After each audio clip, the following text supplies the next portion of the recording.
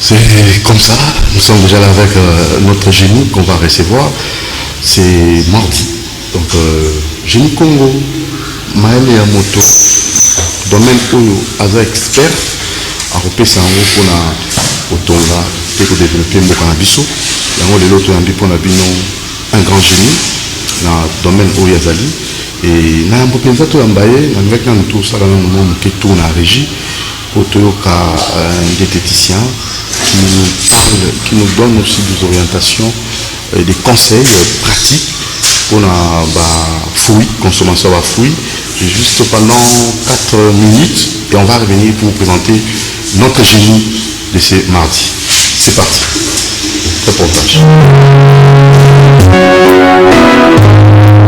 Oui, merci Doudou Moutiri, merci Moron Zambé. La rubrique de Bisso, il y a nutrition, parce que la rubrique est ça a des avantages, il y a des avantages, il y a d'autres liens, car vous avez ça déjà, et c'est Abino Athanase Luzolo Kabemba, qui a permis son beauté.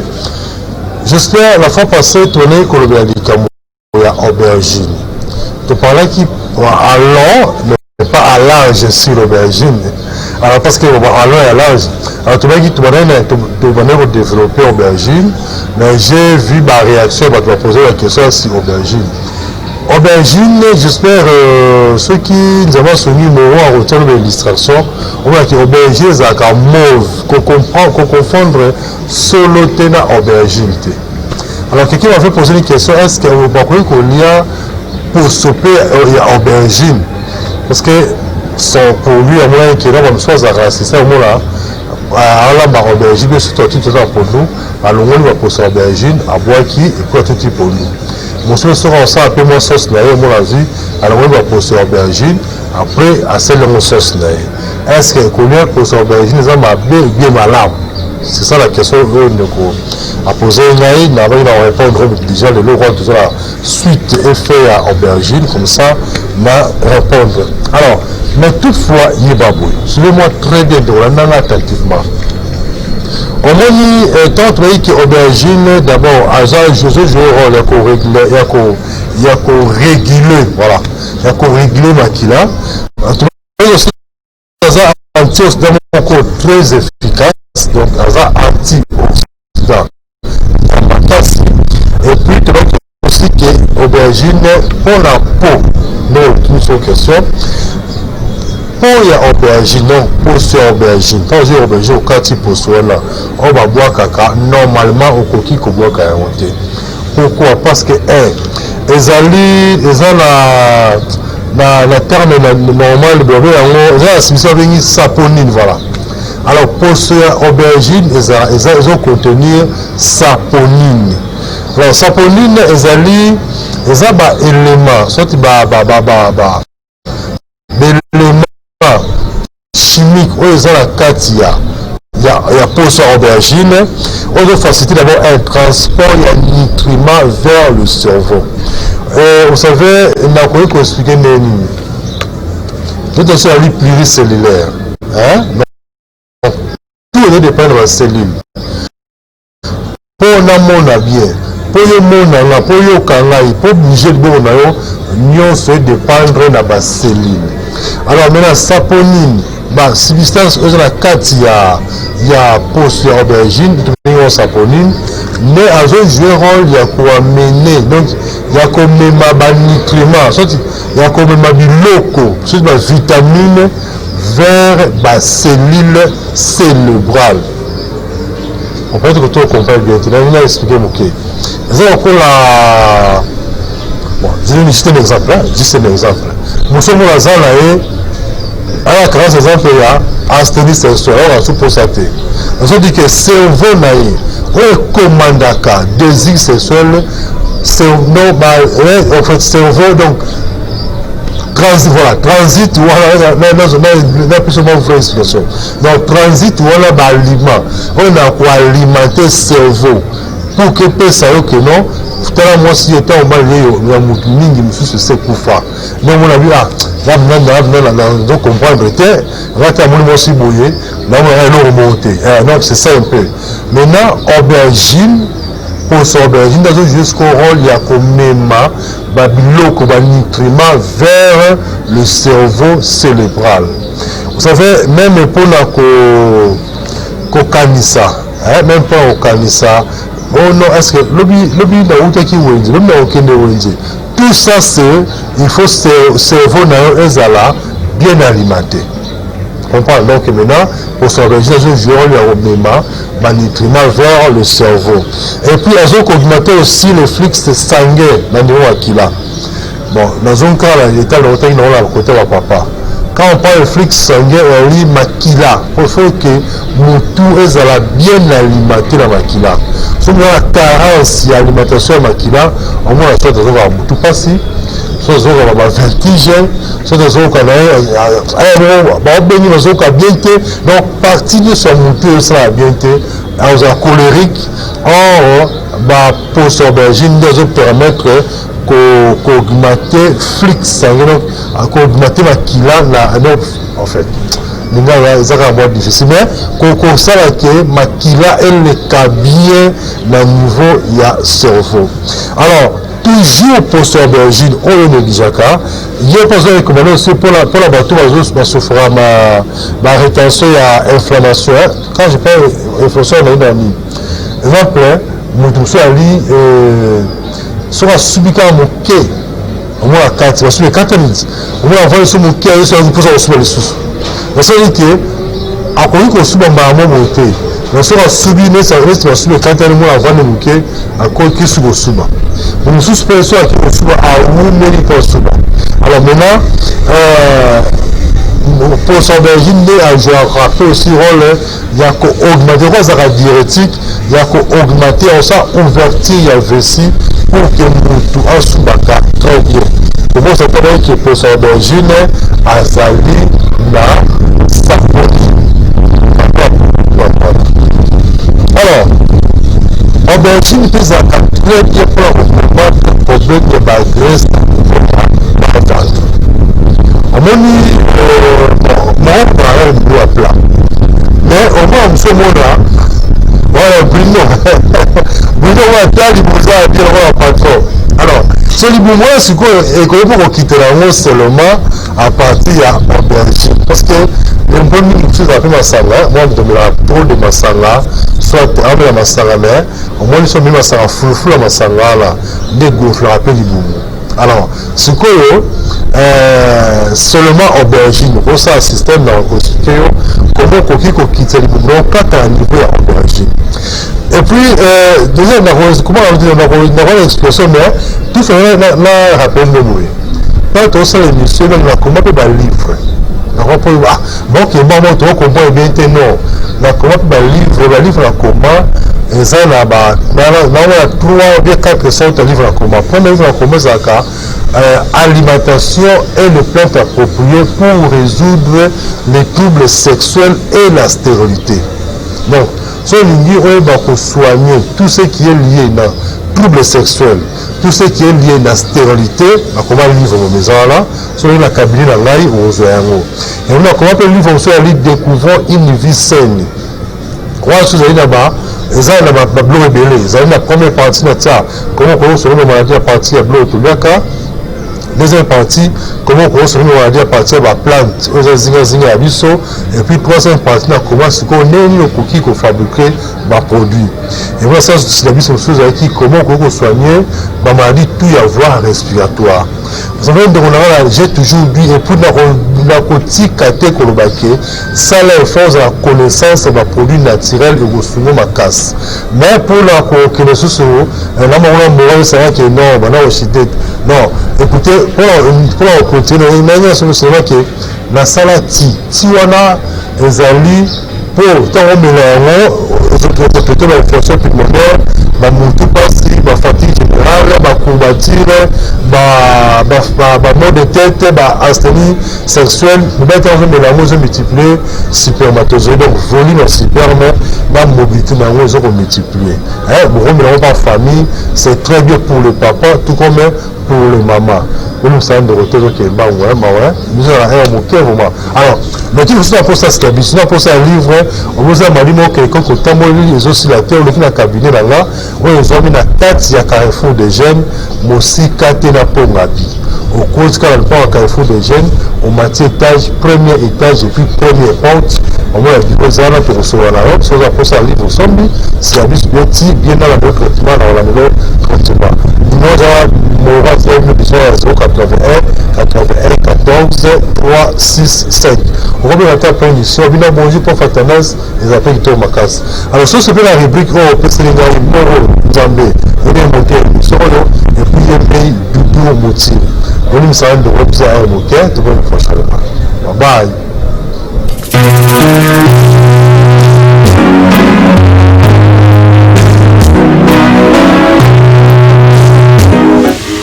Génie Congo, vous êtes génie, vous êtes expert dans le domaine moto, Songolo Pakala. C'est votre mission pour aider notre pays, pour développer notre beau et cher, en fait, notre pays que nous aimons tant, la RD Congo. On va faire un tour pour le sujet du jour.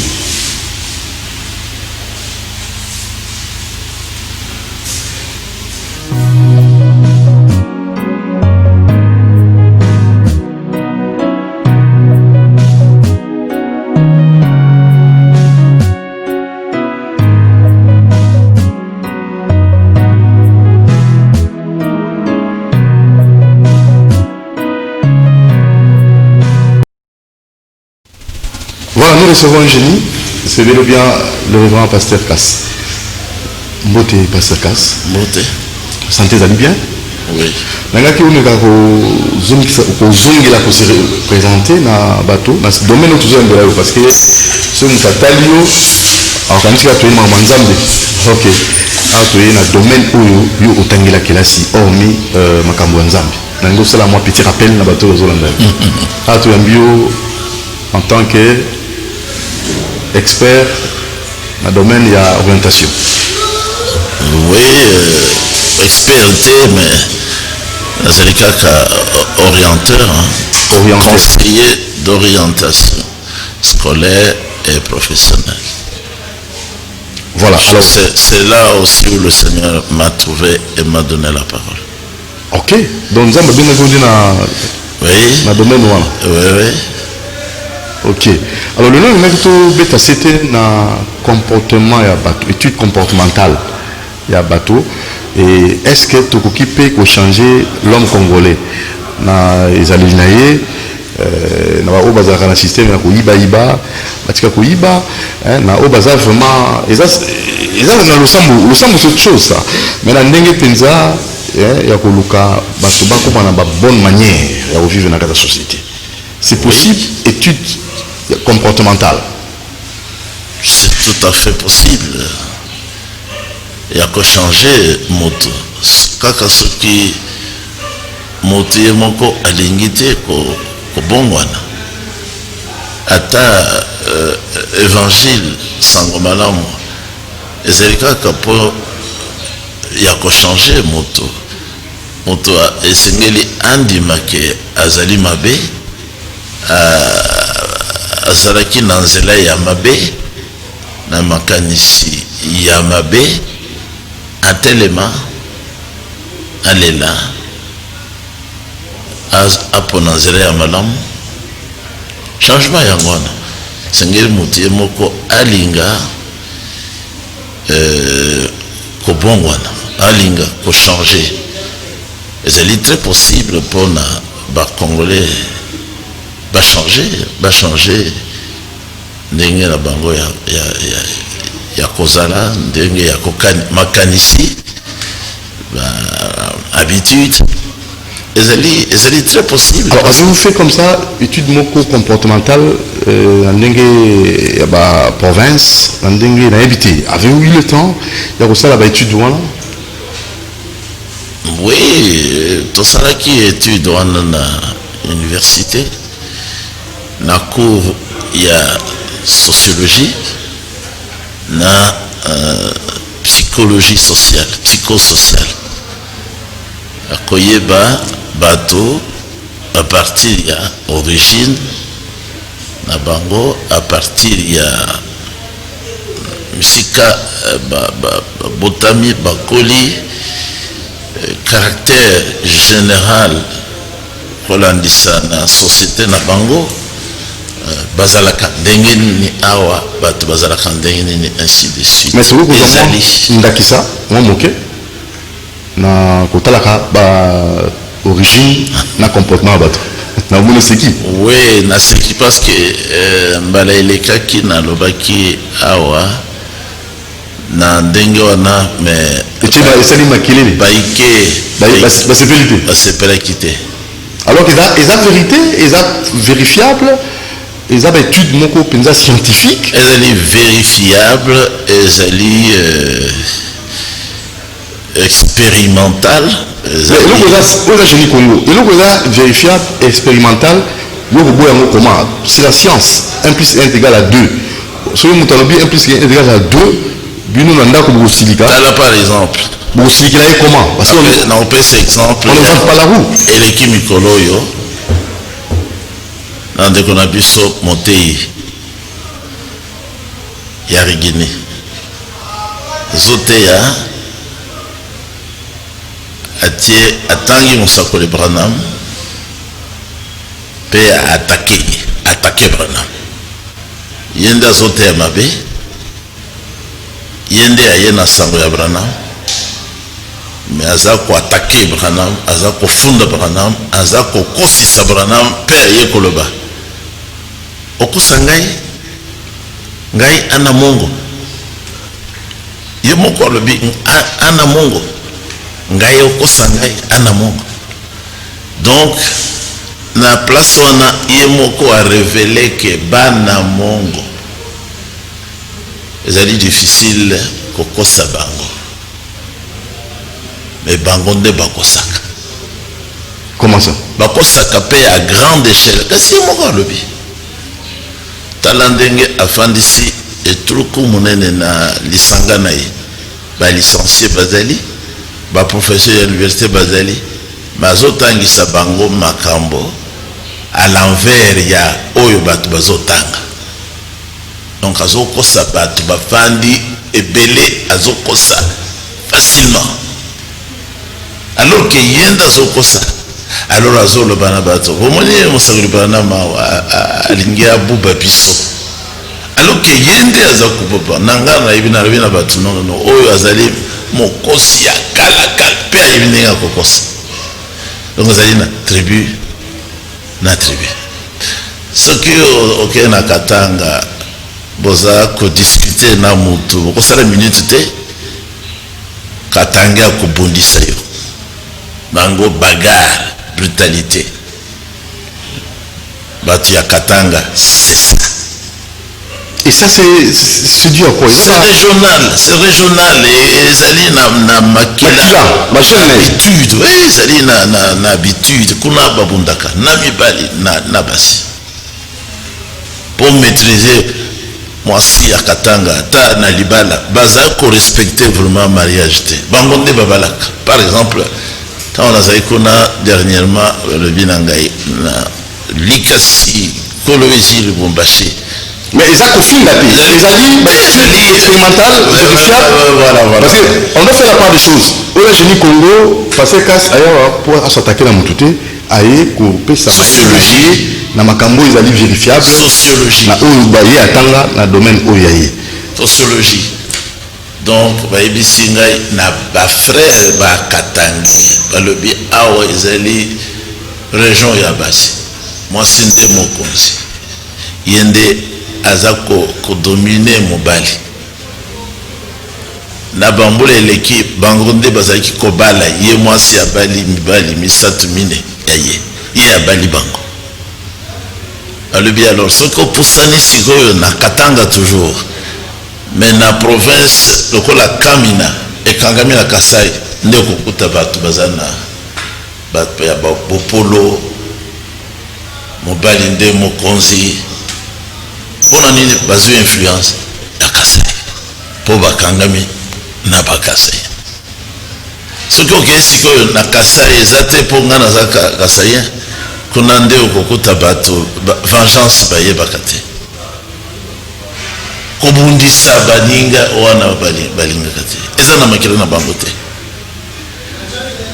ndeko moko ayebisaki ngai na Amerike okei kuna na Kasai bokoswana sikoyo na moko ya bakasaiya me na suka ya koswana wana bango nyonso bakobalusa yango ekomi sikoyo blague batiki yango na blague na nsima batikeli ndenge wana soki okei na Kivu kuna osakana te oswani moke ata mbeli bakozokisa yo tosala sikoyo okutana na basi ya Bukavu balingaka kokita te mpona nini parceke mingi bazali mpe na tai ya mikuse akolinga te badomine ye il faut affirmer personnalité na ye ata liboso ya mobali ye alingi les affaires okoki kokokita te donc wana ezali na psychologie sociale ezali ndenge wana ebongo na Congo central kuna nde kuna pe oyo ezali caractère dominant balingi kimia la paix balingi baza bato balingi kimia me baza balingi hypocrisie mingi parce que ezali na makila omoni moto ayebi vraiment epai na bango te akose comporte ndenge mosusu parce que ye ntango azobotama bazotinda ye na kote ya mama na ye mpe ayebi vraiment epai na bango te parce que ye mpe bazotinda ye na ngambo ya mama na ye epai na bango vraiment ayebi te dobayi ba origine na bango te comporte oui na bakongo bazali un système matriarcal wana c'est difficile pour dompter moto hypocrisie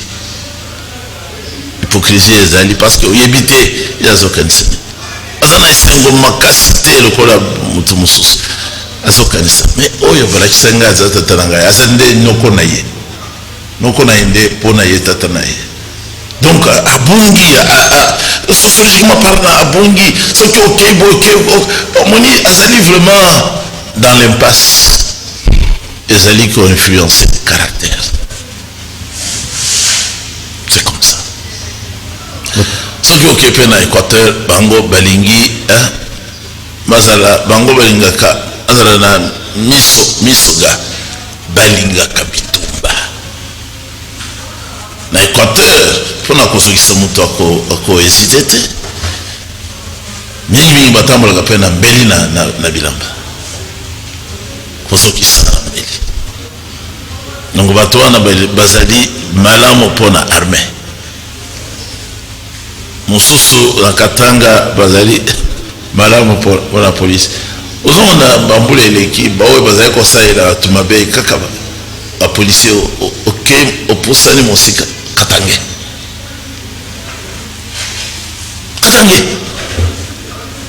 kende okangelanga moto boye sale boye alingi ezali makila oui eza bien ezali bien mpona développement mboka te nalobiki eza bien mpona ye oui sikoyo kosalela yango mpona avantage na développement eza malamu te mpona mboka soki akomi policier parce que ye bazali kotinda bango awa okende kosala boye akei abomi moto wana abomi mpe abomi obi abwaki tolandaki awa na bareseau sociaux mwasi ya motu moko monene na parlement bie na sena azoloba na mwasi mosusu ya mobali na ye yo oza nanisi yo oza fourmi akobwakisa yo na mai atindi basoda bobeta ye bokende kobwaka ye na mai auti wapi Rwanda tutsi soki Burundi tutsi région wana pona koboma être humain ezali pamba koboma kaka kobaka mais bandundu c'est la bandundu balingi kotanga na mibali na basi balingi koloba français balingi batanga batambulaka na badossier na maboko balingi kotanga bazali pe ba matriarcat sikoyo na bandundu côté moko ezali côté influenceur bakasaya très bonne éducation nakutani na moko ya kuna mwasi journaliste 27 ans azali vierge toyekolaki yango na assemblée na frère na biso moko ya kuna alobi epa na biso éducation bapesaka bajeune fille ezali mpo babala na bafamille ya baroi donc bazwa formation ya malamu ya kitoko banda na ndako ebongo bandundu baza pembeni ya Équateur wana bazwi influence ya Équateur wana basakata peut-être influence kobana na kosangisa oyo babengi acculturation kosangisa culture ekopesa ekojouer beaucoup sur le comportement tala kala bana basi nalobakaki epa na biso mwana mwasi okuti ezali dévierge ezalaki crime epa na biso ntango baye awa babungisi nyonso mpona nini acculturation batamboli na bana basi awa bakomi koseka bango yo ti lelo oyo oza nanu boyo akomi komona azali lokola recule ye mpe asala lokola bato mosusu acculturation et l'influence du milieu.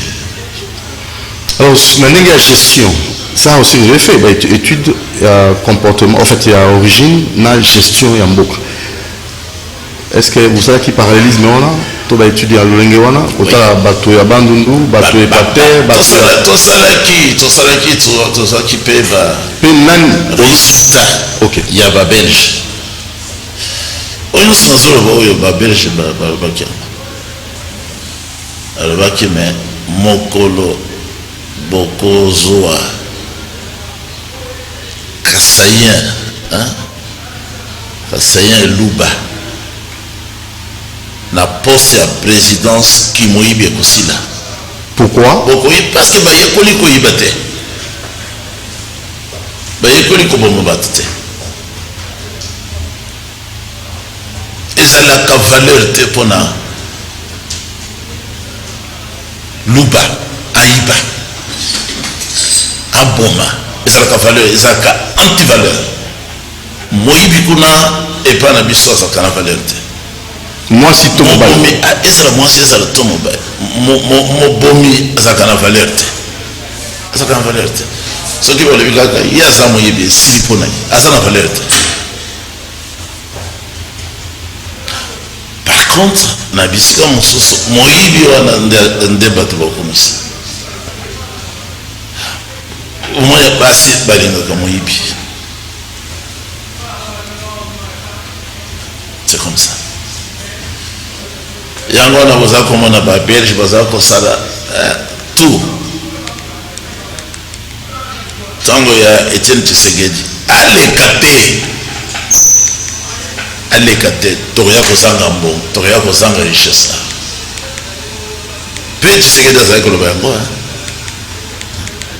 soki nga naza kuna kimoyibi ekosila justice bango balingi de valeur mpona nini bazali na santa ya mboka ezali ndenge wana. Soki otie moyibi ni bato ya Kisangani, moto oyo watu soina Kisangani olobaki te po moto bakomeli ngawa ebongo bato ya Kisangani nalobaki yango mokolo mosusu barebele bakote kuna babebisaki bana basi kote ya basi na Kisangani, babebisaki génération mibali batikalaki baza malamu. Tikoyo mosusu ngambo ezali na influence ya Équateur bakangami kuna Ce qui a été le organisateur de l'Équateur, n'a eu le Bélicac. Mais, Bazamala. La gestion, vous appelez madame la gestion? Oui. Mboka. Vous appelez madame la gestion. N'a eu qu'un qui s'est dit tata ou anazo à le bakike. Kisangani ezalaki province, hein? Il y a Kisangani ezalaki termini à Zoaki. Nde sike ya kobombela biloko ya Congo ezalaki akisanga lelo etikali pamba sengeli tozongisa yango esalisa mboka ndenge ezalaka kosalisa mboka. Voilà, oui, baba origine kala pe comportement à bateau eza tellement toujours belana ba circas azali moko azali ko orienté bateau asali ba étude wana ya orienté mais seulement nangonga oyo ndenge mboka ezali na posa ya ko zonga lisusu na esika tozalaka zonga na développement. Alors yo en tant qu'expert à la matière ni yo ko pesa comme conseil parce que union sacrée zali oui et gouvernement président Azwa une équipe, il y a un psychologue, il y a un sociologue, un conseiller d'orientation. Attends le coup là-bas, tu vas au Kende, union sacrée. Tout le monde. Test des athées. Or, na test à taille à mouké. Le conseil d'orientation a yébindé na komona ke oya goko yiba oya kozala juste akoko singa ta dessin akoko singa dessin pamba mais oui muto a comitalis ba question ya mike ezali ya koyeba te kaza ko mifunda a ko répondre à ça ko mifunda yemo soki bazali très bien soki bazate a lukabango parce qu'il y a ko n'importe qui. Ngai batunaki nga mutu na il y a pas longtemps oyo bazuye pona yo moni ndenge nini nalebi na ndenge na yebeli ye le bakaka soki a changé soki a changé te eza pona bolamu ya mboka te eza pona bolamu ya ye moko parce que asali déjà mosala ntango molai bato baobserve atanga ina observer asali mosala pona ye moko atongi bandako ebele ya milai ya mosusu azopesa bato kado ya ye moko akoya kosala lelo mpona mboka te akokontinue kotonga bandako ya ye batonaki mwasi ya président na bandeko na bino mungu bino bose botongi bandako bone asiki atali na se vraiment lokola mwasi nayokaki tina mao alobi kasi mbongo tokozongo wapi ya kotonga bandako tokozo wapi nayokaki mao mais bamosusu kaka lelo asali kaka une semaine ale asibandaki kotonga déjà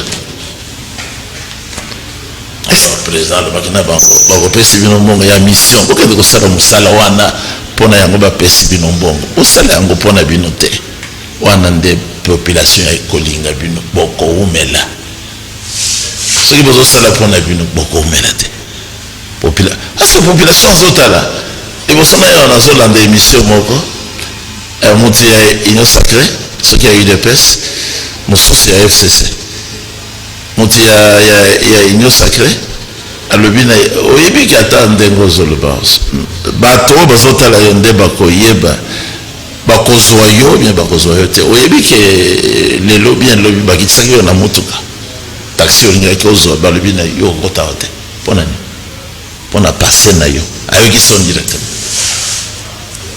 na tonga. Alors dans tout ça il faut conseiller orientation mais lui ne peut besoin de paix apparemment. Est-ce que il paye un asa formé? Mais est-ce que yo moko basala la yo? Ba consulta yo? Natika qui a. Ah, OK. Natika qui n'a su Bible. Ah. Mais tant Bible. Mais tant que tu sais que dit le papa a vu fauteuil à premier ministre na lobi pona esengo na kozonga na sala musala wana sans que nasenga salaire esengo ya kosala na mutu aza juste nakende na école nasala musala na ngai naza kosala gratuitement. Mais tout le monde a besoin de la pasteur en tant que... Donc voilà, tout le monde ne peut pas être, militaire. Tout le monde ne peut pas être administrateur.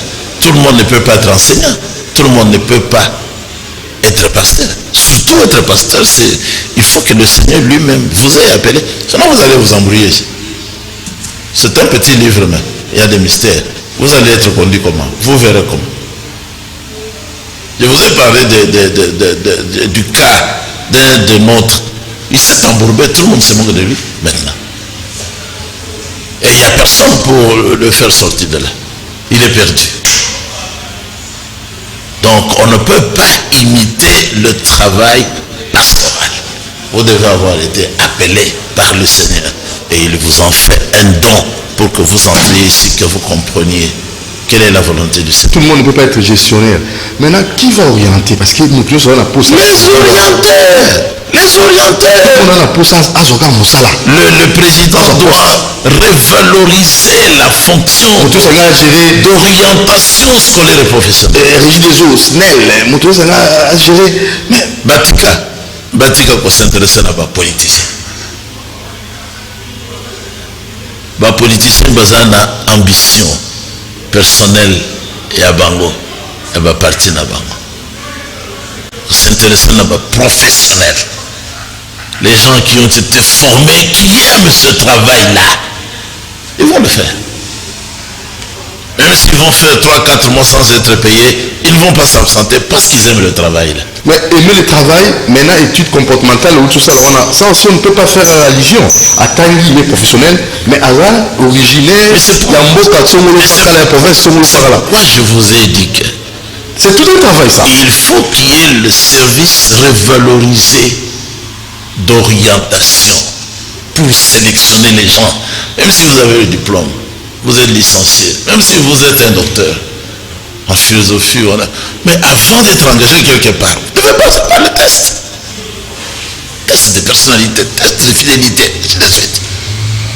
Il faut passer par le test. En Europe, même s'il faut que vous soyez engagé comme sentinelle, il faut passer par le test. Vous êtes testé, mais vous ne le savez pas. On va jusqu'à tester votre patience. Votre patience. Oui. Quand il va venir ça qui va oui, on vous regarde. Exactement. Il me peine pour qui? Vous pouvez dire non, mais on ne s'est pas intéressé à moi, mais on vous a étudié. On vous a connu. On vous a compris. On va vous répondre. Donc il faut que cela soit fait ici. Ça se fait ou comment? Ça ne se fait pas. On recrute au hasard les gens. On prend n'importe qui. Mais pour quel résultat on le met n'importe où. Et c'est tout le monde peut être ministre. Mais non. Mais si vous avez des questions, comme on le dit, à méthode de test, un questionnaire. Messieurs, avez-vous déjà travaillé dans votre vie? Quel âge avez-vous? Tout ça, on étudie. Hein. Vous gagnez combien dans telle société? Avez-vous une maison à vous? 2 ou 3? N'hésitez pas de dire, même si c'est plus de 10. C'est bon pour vous. Vous allez vous accuser, vous allez parler. On vous connaîtra. On ne peut pas engager n'importe qui. Mais qu'est-ce que vous voyez maintenant? Les gens qui ont été avec les Mobutu, ils ont traversé la période de Kabila. On les trouve encore. Et ils sont encore là. Ils sont trop forts, hein, ces gens. Mais voici comment il faut jongler. Hein? C'est la sorcellerie. Oh, sorcellerie encore. Mais après un certain temps, après une certaine période, il faut aller vous reposer, vous laisser la place au nouveau. Et ça aussi, c'est une culture, non? Mais bien sûr. Ça s'apprend. Mais bien sûr. Il faut laisser la place au nouveau. Et les nouveaux ne vont pas travailler. Il n'y a que les anciens. Il faut que les nouveaux viennent remplacer les anciens. Que les anciens aillent en retraite. Qu'on continue à s'occuper d'eux par mois. Ça existe. Ça doit se faire. Mais quand les pensionnés, ça aussi, ça pose problème. À la tête, il y a eu des voleurs. Mais pas toujours la passion. Oui. Pension. Oui. Enfin, on est la pension. Mais parce qu'à la tête, en tête, il y a eu des voleurs. Ils volent. Ceux qui devaient bénéficier de leur argent ne perçoivent rien. Les voleurs à tous les niveaux. Donc il faut travailler contre ça. On peut changer le Congolais. S'il est instruit, s'il a des leçons, si on lui donne des exemples, s'il y a des punitions, il peut changer. C'est un peu très capital. Hein? Oui, en pédagogie. Si même la Bible dit, le roi Salomon dit, vous épargnez le fouet à votre enfant, vous l'avez perdu, c'est fait. Il faut le fouet. Donc il faut les arrestations. Parce qu'il écoute, l'enfant il écoute quand on le bat. Il naît avec la folie sur son dos. Vous savez que beaucoup de gens ont grandi tout en étant des enfants. Il est vieux. Sans punition. Il est vieux, mais c'est un gamin. Jusqu'à 70 ans. Gamin toujours. Jusqu'à la mort. Et il mourra comme ça. Sans éducation. Sans punition. N'a jamais été puni. Il était toujours excellent. Si vous le punissez, il devient récalcitrant. Il se rebelle. Je veux faire la rébellion. Il n'aime pas la punition. Mais il faut supporter la punition. Parce que la punition, c'est ça qui nous forme. Dieu lui-même, il punit. Mais à qui la faute? Dans le programme d'Abisso enseignement, est-ce que les loyaux, entre nous, soit dit, Pasteur Casse, dans le cahier des communications, et tout le monde qui, parce que nous sommes arrivés au terme, tout le monde a sous émission, conduite Yaban. Excellente, bonne, mauvaise. Est-ce que le parent en tient compte? Je ne sais pas comment le parent, le père ou la mère eux-mêmes, je ne sais pas quel intérêt ils ont pour la formation de leurs enfants. Je ne sais pas. Mais moi, je tiens compte de tout ça. Je félicite les enfants. Surtout s'ils ont bien étudié, je dois en parler pour exciter les autres aussi à remonter leur morale. Moi-même, je suis pédagogue. Donc je tiens beaucoup à la formation, à l'instruction. Mais je suis contre tous les enseignants qui demandent de l'argent, qui vendent les bulletins. Ils ne sont pas utiles pour... Il faut les réformer. Il faut les réformer. Alors pour clore, Togo Minasuka, Pasteur Casse, un petit conseil. Aussi Baboumi,